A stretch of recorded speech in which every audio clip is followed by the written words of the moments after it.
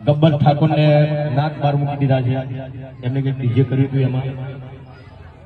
તો જ્યારે ઠાકોર સમાજનું સંમેલન હતું સેક્ટર 11માં, ત્યારે પણ હું ડીજેમાં કદી ગાતો નહીં. કમલેશભાઈ તમને ખબર છે, અશોકભાઈ તમને ખબર છે, રોહિતભાઈ તમને ખબર છે.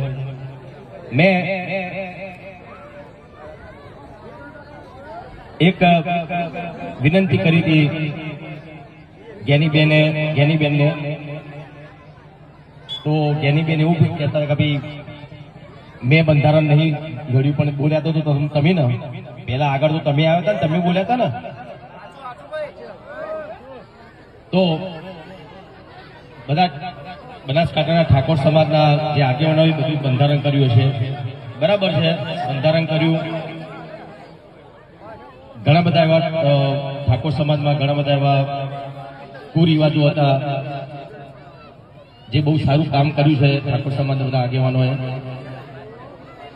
પણ એના લીધે ડીજેના જે કલાકારો હતા બનાસકાંઠામાં બિચારા ઘેર બેસી ગયા.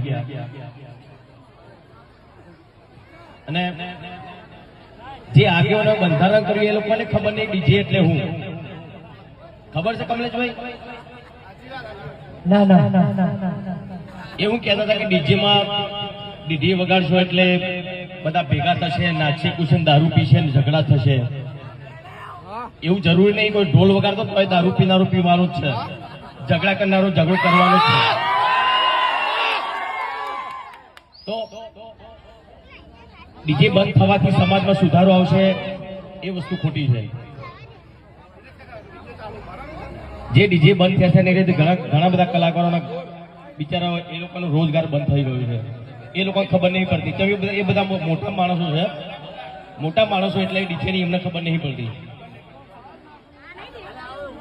લોકો વીગો ગેવી રાખીને ડીજે લાયા હતા, એ લોકો ઘેર બેસી રહ્યા બિચારા.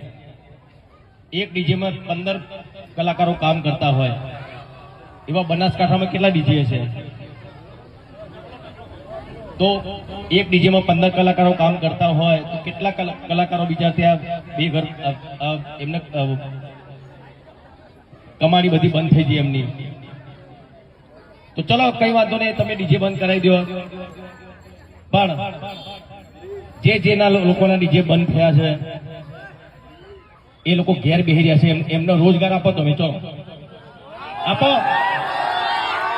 નોકરી આપો, નોકરી આપો, કઈ ધંધો તમે આપો ને.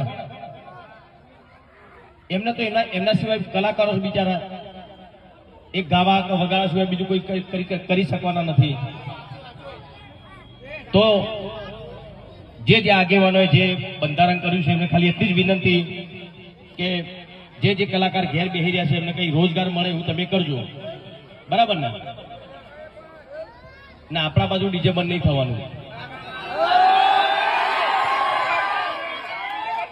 અને કોઈ બંધ કરાવવા આવો તો મને